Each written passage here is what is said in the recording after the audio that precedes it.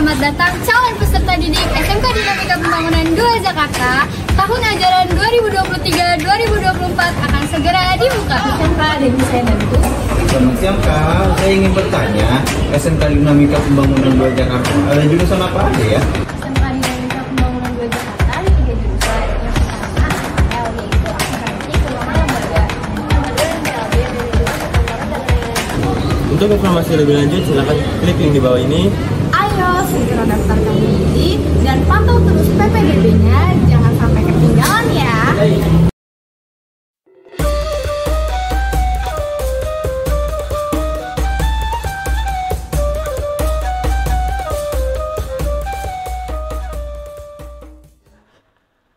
Assalamualaikum warahmatullahi wabarakatuh. Alhamdulillah pemirsa yang dirahmati Allah, kembali berjumpa di YouTube channel kesayangan kita Al-Wataniyah Al-Sodriyah 9 dalam acara Ramadan kita di 2023. Tidak terasa kita sudah memasuki penghujung Ramadan, dan juga tidak terasa kita sudah memasuki episode terakhir kita, yaitu 9.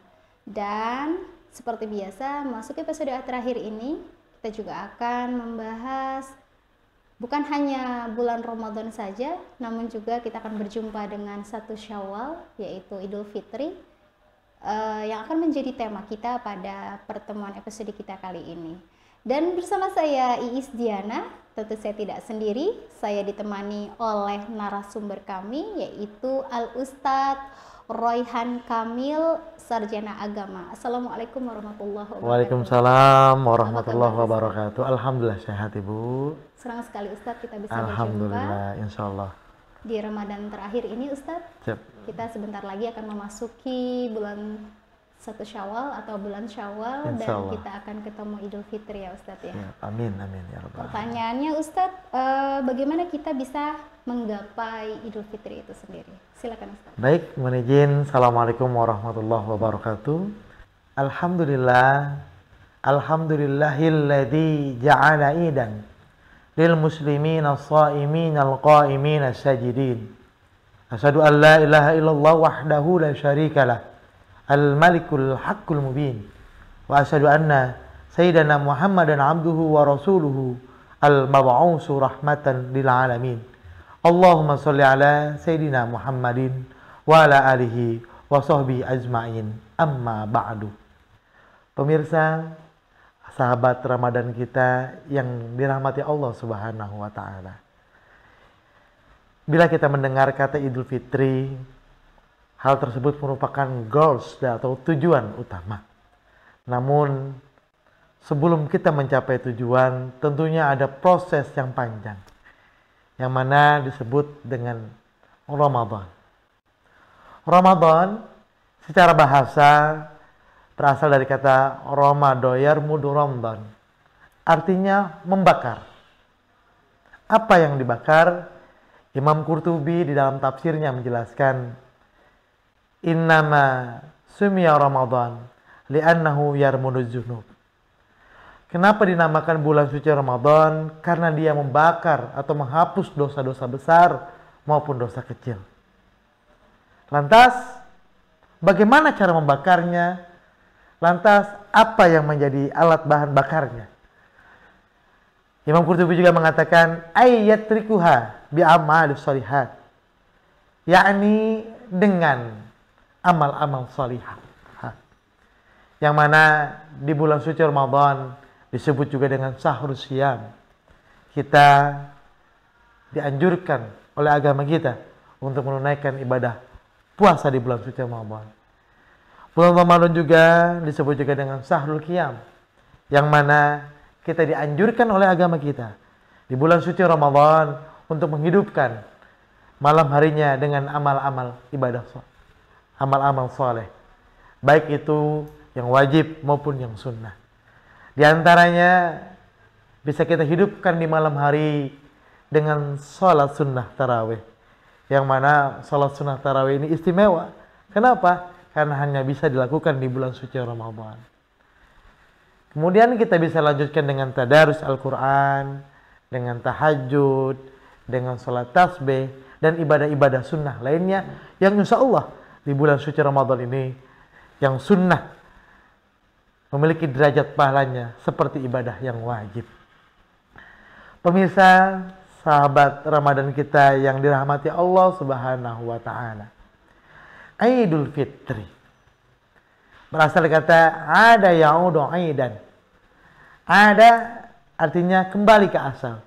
Fitri bisa dimaknai dengan suci. Lantas bagaimana memaknai Idul Fitri? Idul Fitri berarti kembali ke asal kita, yakni ke fitrah. Yang mana kita pahami bersama sejatinya setiap bayi yang lahir dari rahim ibunya merupakan fitrah, suci, belum ada dosa di dalam dirinya, belum ada perilaku maksiat di dalam dirinya.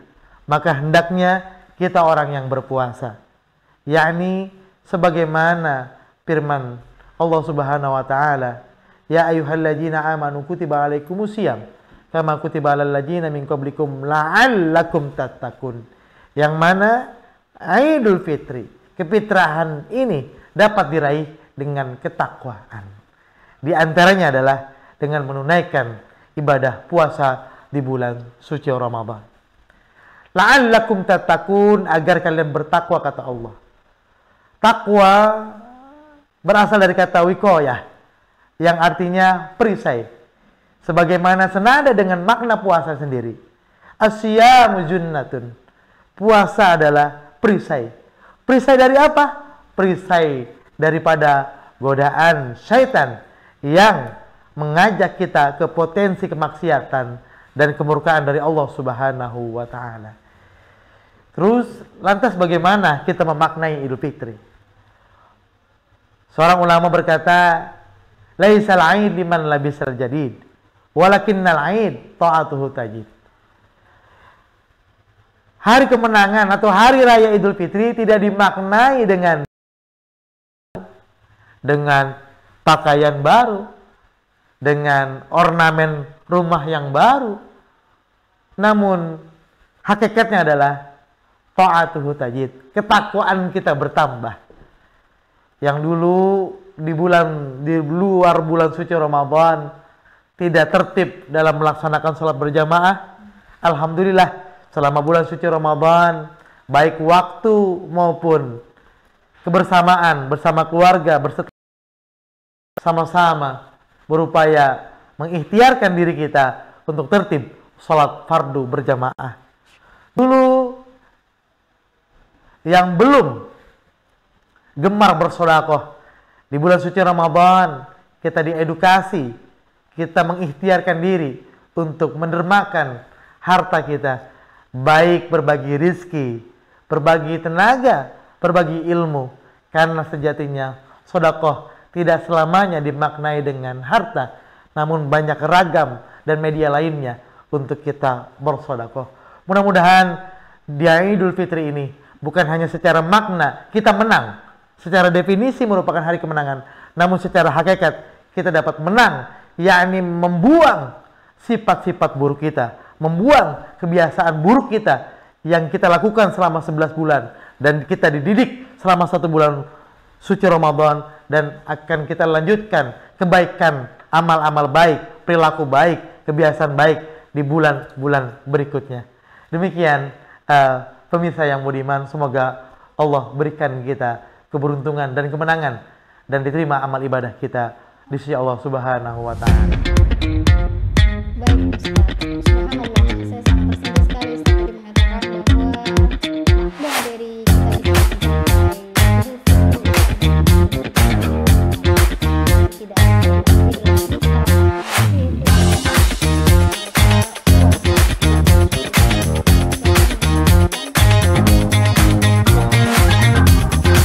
Iklan tulisan. Wait,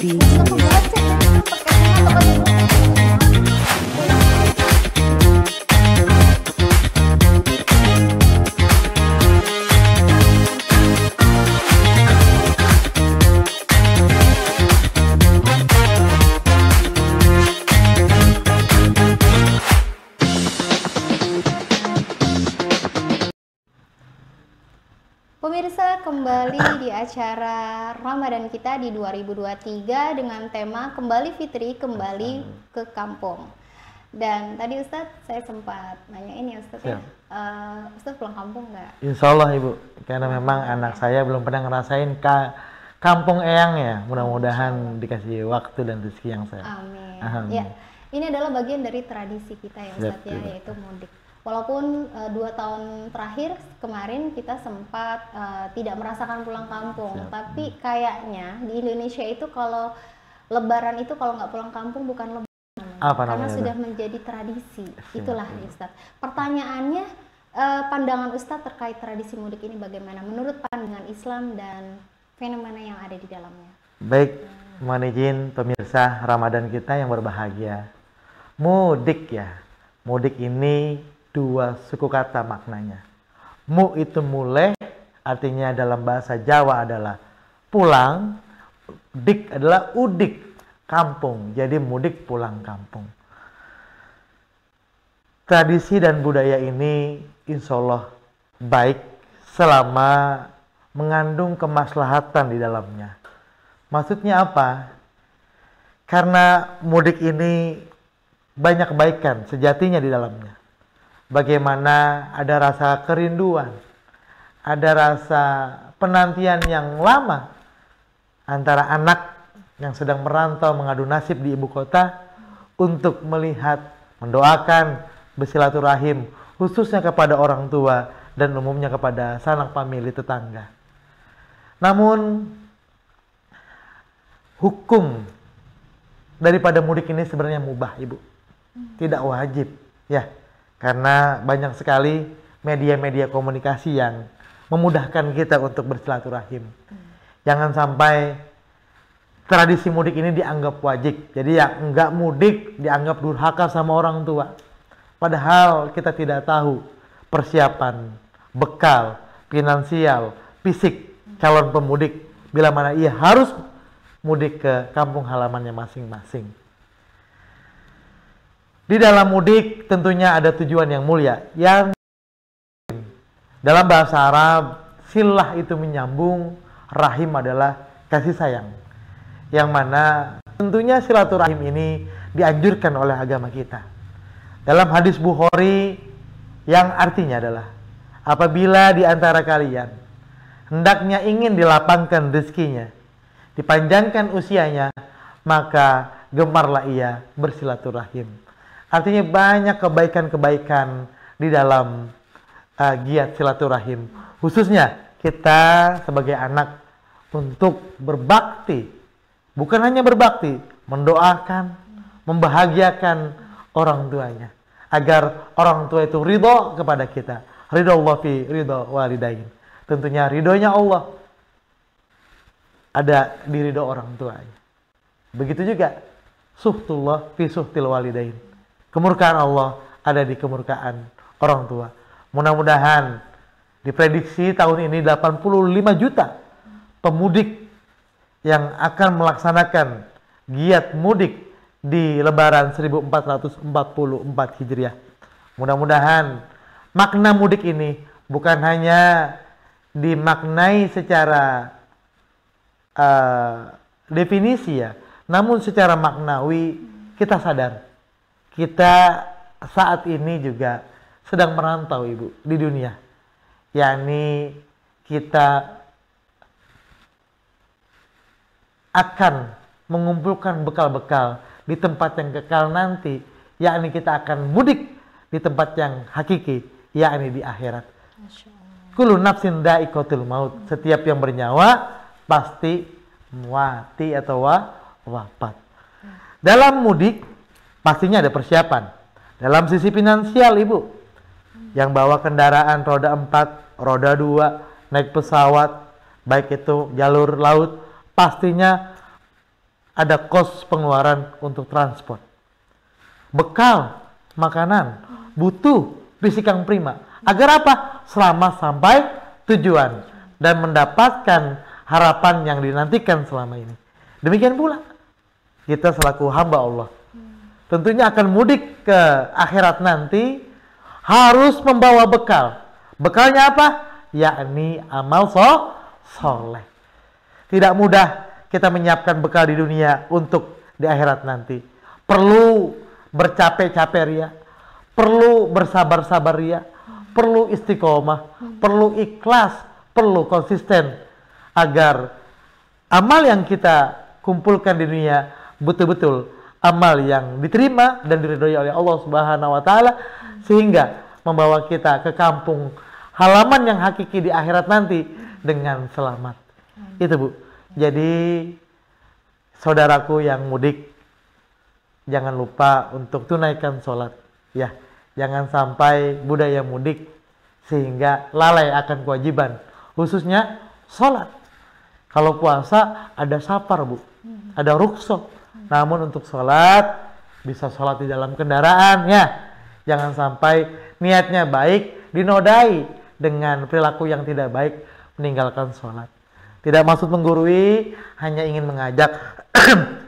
Jangan sampai tujuan kita baik tidak disertai dengan cara yang baik, dengan nawa itu yang baik. Biarlah ini satu rangkaian kebaikan-kebaikan dari niat, cara, tujuan, sehingga kemaslahatan itu lahir untuk kita beserta keluarga besar kita. Demikian Ibu pandangan saya terkait mudik. Subhanallah, luar biasa ya Ustadz ya. Jadi hakikat mudik itu bukan cuma pulang ke kampung halaman, tapi pulang ke asal kita. Ya, ini miniaturnya Bu ya. Iya, betul. Miniaturnya saja mungkin. Oh ternyata kita pun nanti akan mudik loh selamanya. Jadi mungkin pemaknaan kita mudik pulang kampung itu kita juga harus kembali menyelami ya hakikatnya bahwa oh kita akan kembali. Semuanya akan kembali. Dan itu butuh persiapan, butuh bekal. Mudik ke kampung saja butuh persiapan yang matang. Mencari uang selama 1 tahun. Ia menabung. Belum lagi nanti dari kampung kembali ke kota. Menyiapkan finansial untuk oleh-oleh. Apalagi pulang kampung ke tempat yang hakiki di akhirat nanti. Artinya kalau kita punya bekal untuk mudik, Insya Allah aja di akhirat pun kita harus punya bekal, yaitu ibadah dan amal-amal saleh. Amin, amin. Luar biasa. Ustaz, saya senang sekali bisa bincang-bincang atau kita dapat nasihat luar biasa dari Ustadz Rehan Al-Kamil, Sarjana Agama. Pemirsa, jangan kemana-mana karena kita masih ada satu segmen lagi, yaitu pertanyaan yang diberikan dari masyarakat. Jadi jangan kemana-mana, tetap di acara Ramadan kita di 2023 setelah jeda iklan berikut ini.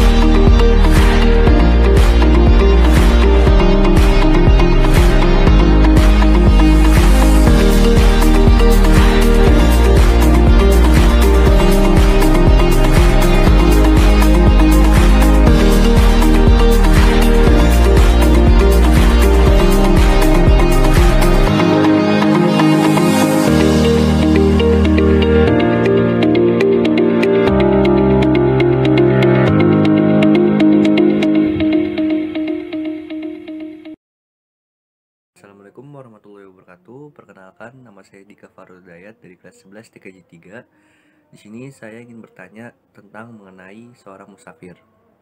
Pertanyaan saya adalah, berapa jarak perjalanan seorang musafir yang diperbolehkan tidak berpuasa? Terima kasih. Wassalamualaikum warahmatullahi wabarakatuh.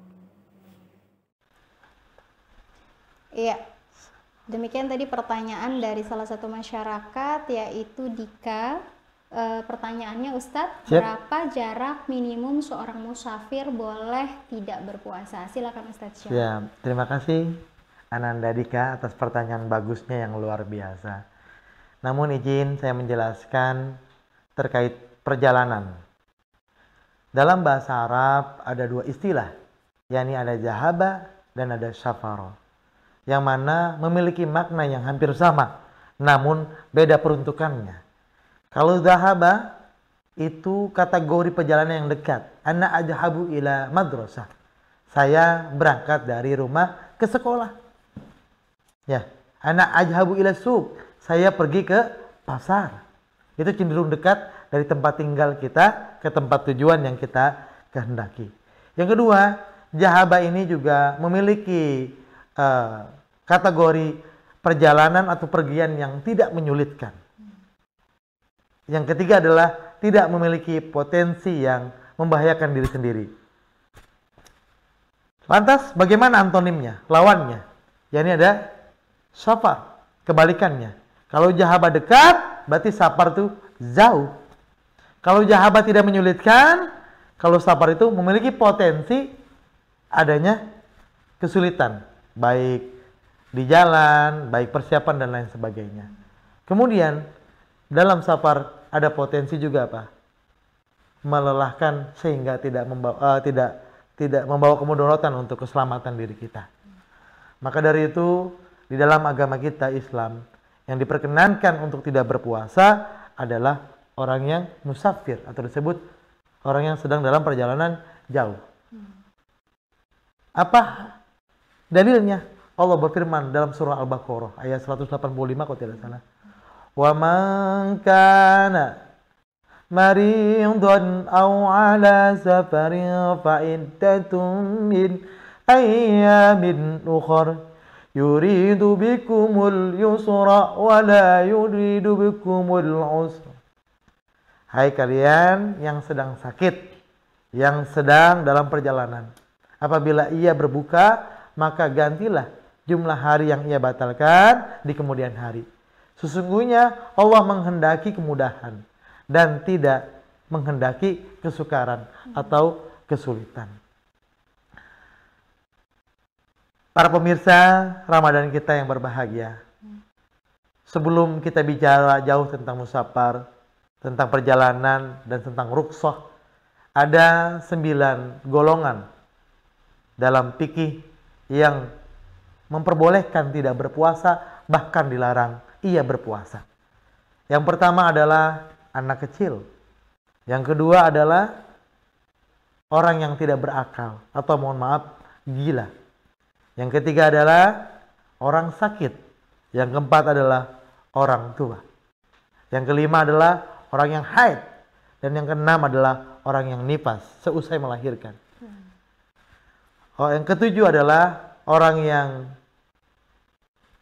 mengandung, dan orang yang kedelapan adalah orang yang menyusui, dan terakhir adalah orang yang dalam perjalanan. Lantas pertanyaan Adinda tadi sangat baik. Berapa sih kategori jumlah jarak, radius jarak yang dikatakan kita diperkenankan untuk tidak berpuasa atau kita dikatakan musafir?